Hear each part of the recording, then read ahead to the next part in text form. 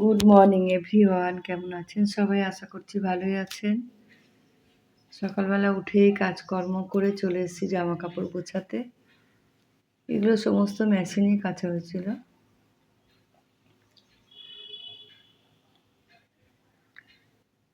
কয়েকদিন ধরে দেখছি মেশিনে ভালো পরিষ্কার হচ্ছে না। শীতকাল তো একটু গরম জল আর বেশি করে সার্ফ দিলে না ভালো পরিষ্কার হয়।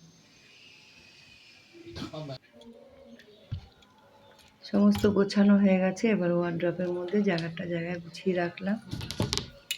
শীতকালের জন্য ওয়ার্ড্রপটাও ছড়িয়ে বড়িয়ে আছে, পরে গোছাবো। চলে এসেছি রান্নাঘরে, এখানে ভাত বসিয়ে দিয়েছি।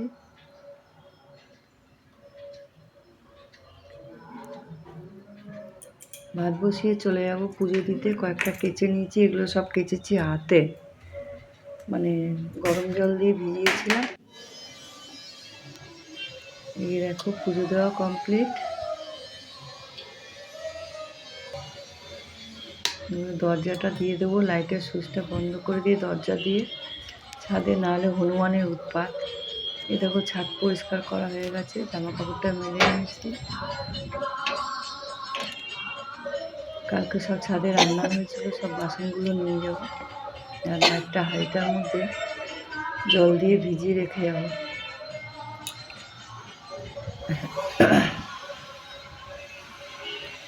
নিচে চলে যাই,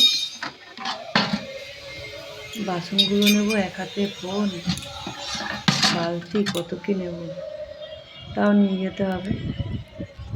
দরজাটা দিয়ে রাখি, দরজাটা না দিলেই আবার বন্ধ।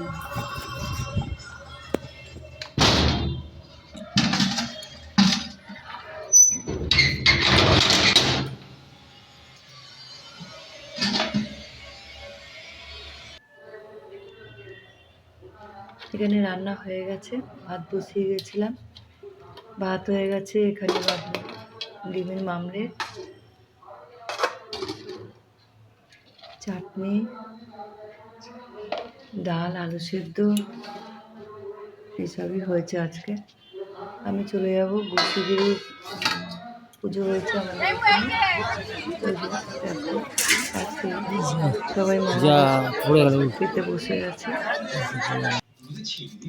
আমিও প্রসাদ পেলাম, পেলে ঘরে চলে এলাম। সন্ধ্যা হয়ে গেছে, দেখো মুড়ি চপ বেগুনি নিয়ে বসে পড়েছে। কতদিন ধরে খাই না মুড়ি, তাও খাচ্ছি। খেতে ভয় লাগে, তাও কিছু করার নেই। মাঝে মাঝে একটু খেলে না ভালো লাগে। একটা মেয়ের জন্য একটা ছেলের সম্বন্ধে সবকিছু জানা। সিনেমা দেখছি টিভিতে, বই দেখছি, আর বেগুনি আর মুড়ি দিয়ে মেখে খাবো। আপনিও চলুন না। আরে না না, আমাকে অনেক দূর যেতে হবে, আর এইভাবে আমি সময় নষ্ট করতে পারি না। বেশ ভালোই হয়েছে।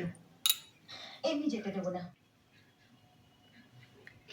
রাত্রিবেলা চলে এসেছি রান্নাঘরে, আবার ডিমের মামলেট, ভাত, এখানে পাঁপড় করে নিয়েছি। রাতেও বেশি কিছু রান্না করিনি, বাড়িতে একটা অনুষ্ঠান আছে কালকে, ওই জন্য হালকা খাবার খেয়েছি সবাই।